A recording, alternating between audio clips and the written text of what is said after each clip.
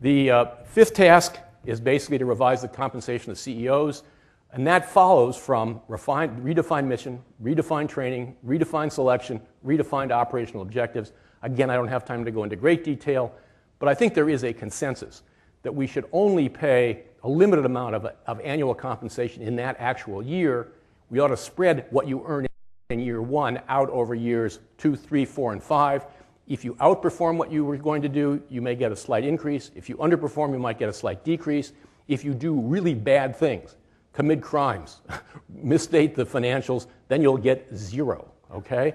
And the concept, which again has been much discussed, is that we were compensating people basically for annual production without taking into account the fact that they were also creating tail risk that was going to become clear years down the road. So we have to really change the objectives and change the structure of compensation.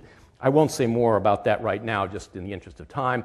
The last thing is we need to realign the board's objectives and what it does. We need to have a right-sized view of the board. The board, if you go around today, are all complaining life's too complicated, we don't know what to do, it's a big mess, we've got compliance, we've got risk, we've got economics, we've got all these constituencies, what should we do?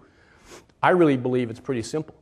At the beginning of each year, you define with management what are the 10 or 15 highest priorities for the company, and that's what you spend your time on as a board. The next year, you basically oversee the operational objectives and the way in which you are compensating the CEO.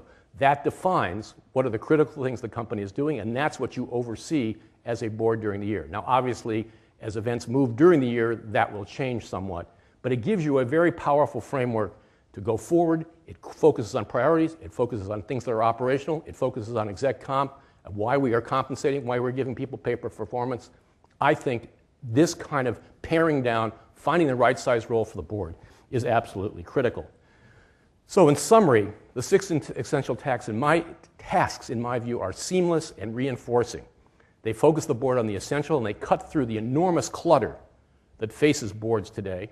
It depends on the right choice of the CEO according to the right specs, a constructive and critical relationship between the board and the CEO.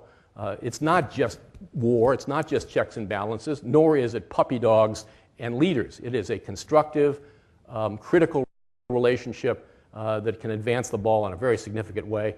And I think it really turns on strong board leadership in either the presiding director or the independent chair of the board. Forests have been cut down, ink has been spilled about whether you should have an independent chairman or a presiding director. In all honesty, I think that's eyewash. I don't think it matters. What matters is not the form. What matters is the function. What does that person do? And that person's got to provide the strong leadership on the other tasks that I've mentioned. Let me, in the interest of time, stop there. Excuse me for being a bit of a motor mouth and going through this at high speed, but at least I've tried to give you a sense of what the thesis is. And as I said, I hope you'll go to the Committee for Economic Development website and find the policy paper which lays this out in a lot more detail, and also talks, and I'm going to come back at 11 and talk about this a little bit, talks a little bit about the problems in getting some of this done. This is not a layup. This doesn't happen automatically. There are a lot of obstacles in the way, but maybe I'll save comments about that till later. Sure, because you have a wonderful panel coming up at the end of this whole morning to get all our speakers up and let them exchange their views. And first of all, Ben, let me say how much I appreciate as a journalist and somebody who's been covering all the goings-on of the last year and a half so closely, your comments about why public opinion is in the toilet and the actions of large companies that have brought them, on some of them, it's brought it on themselves. And right. I appreciate you putting that up front. And as the moderator, I get the first question, but when you talk about integrity and you talk about how boards are going to hire the CEO that has integrity and put that in the company, read any book, read any news story about what happened on Wall Street and, integrity. It just seems like there's so little value on that right now. In fact, you'd be laughed at if you put integrity over, making another $3 or $4 billion a year on some wacky credit default swap that blew it up in everybody's face. Right.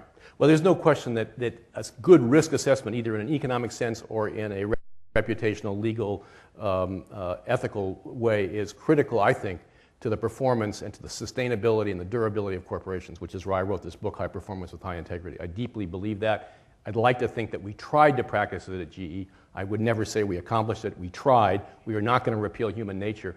But it's got to be the foundational goals, in my judgment, of modern corporations and indeed of global capitalism. If capitalism is under attack, the way it revives itself is the kinds of things I've talked about here, as well as what I didn't talk about in detail here, a high performance with high integrity company. That's got to be the foundation of global capitalism, in my view. Who's an example of one of those right now in your mind? Well, I'd like to think that the company that I work for, I think most of the big multinationals, although they all have their problems, because they have to operate in such a fishbowl and because there is such a critique of globalization, I think a lot of those companies have gone beyond the rhetoric and actually try to practice a lot of the things that are necessary to have a high integrity culture, because it is all about culture. It's not what the CEO says at the annual meeting of the top employees. It's what happens on the ground in the plant in Thailand or in Indonesia or in Saudi Arabia or wherever. So I think Mm-hmm. many of the multinationals try to do this. On the other hand, we have other multinationals like Enron, Siemens, who basically, Daimler, and it was in the paper yesterday, who have great words and lousy cultures. And so we have to be careful. Question from the terminal. What do you think about shareholders determining executive comp via proxy vote? I think that say for pay, say on pay is okay, but I've written a lot about the fact that is the shareholder part of the problem or part of the solution? And the difficulty is there is no such thing as the shareholder. The shareholder is a menagerie. It's a zoo. There are many different kinds of shareholders: short-term, long-term, institutional, individual, statistical traders, hedge funds that based on mathematical formulas, value traders who look at the underlying fundamentals. There's a wide variety. So what worries me is that because there is such conflict among the shareholders, that one of the jobs of the boards, and one of the reasons that really at the end of the day the accountability for the company is in the board and the senior leadership, is that they have to optimize a lot of competing concerns between the shareholders and other stakeholders, but even within the shareholder community, who have lots of different points of view. It is impossible to say that there is such a thing as a shareholder point of view. Indeed, there's a lot of conflict, I think, between shareholder points of view. Go ahead. Yes, miss. And we've got a mic so you can make sure everybody hears you. Ben, I don't know if anyone can answer this, but GE has a long culture.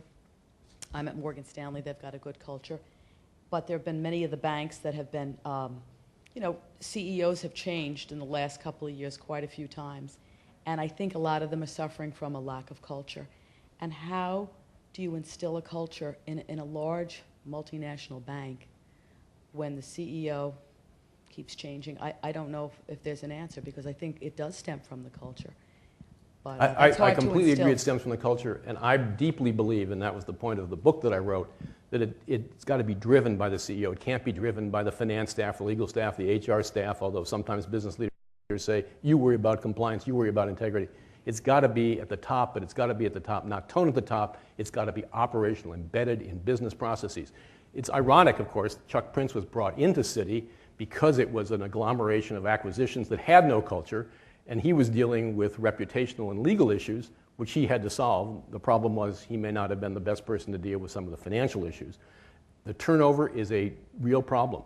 I believe that we ought to have longer tenures for CEOs if they deserve it, if their performance is good, because you can't make an impact on a huge institution in 2 or 3 years. It is not, I agree with you, it is not possible.